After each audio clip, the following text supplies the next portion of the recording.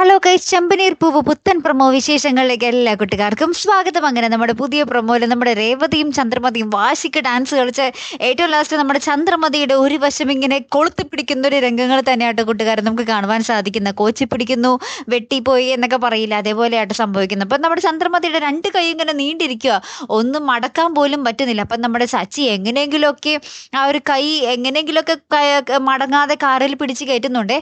അപ്പോൾ പോകും വഴി നമ്മുടെ ചന്ദ്രമതിയുടെ കൈ ഒരാൾ ഇടിച്ചൊക്കെ ഇടുന്നുണ്ട് കേട്ടോ.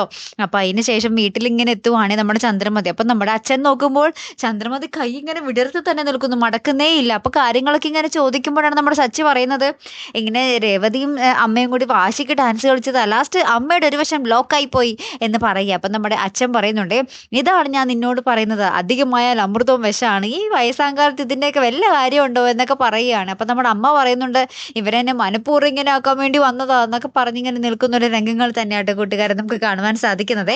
രസകരമായിട്ടുള്ള ഒരു നിമിഷങ്ങൾ തന്നെയാട്ടോ. കാത്തിരുന്ന് തന്നെ കാണാം. അപ്പൊ അടുത്തൊരു വീഡിയോയുമായി വരുന്നത് വരയ്ക്കും ഗുഡ് ബൈ.